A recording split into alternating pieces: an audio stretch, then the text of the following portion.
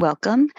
The purpose of this video is to show you how to enter data into what's called a matrix using your graphing calculator. So a matrix, you can think of it just as a table of data. So we would also call it a rectangular array of data values. So the situation with matrices is that they have a certain number of rows and a certain number of columns, and those two characteristics determine the size of the matrix. So for this particular example, and we won't worry about what these data values represent here, we're just going to focus on the data entry part. But in this table of values, I have 2 rows of data and I have 4 columns of data. So the size of the matrix, we call it a 2 by 4. So number of rows by number of columns. And then each value in the matrix has an address. So for example, that 87 is in the first row, it's in the second column. So this notation, the A just means the value, and that subscript there, 1, 2, means first row, second column. All right, let's see what that looks like on our graphing calculators. So on the calculator, you're going to look for matrix. So to activate matrix, you'll hit your second button and then matrix.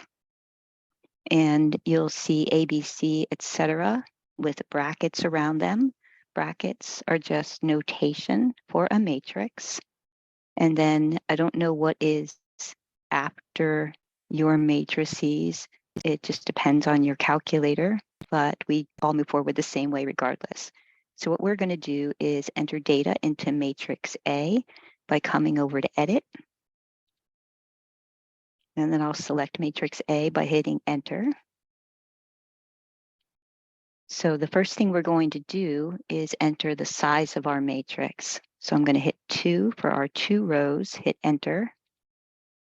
Now you'll see 2 rows show up, and then put in 4 and hit Enter, and you'll see 4 columns. And that's basically all there is to it. And then you start typing your data. So I have the 158 there already, but you would type the 158, hit Enter, and it'll move you along to the next position. So I just wanted to point out as I'm on that next value at the bottom of the screen, it says matrix A, and then 1, 2. So first row and then second column is the position that we're in. So generally you won't have to look at that. It's going to be pretty clear as you're looking at your screen where you are in the process.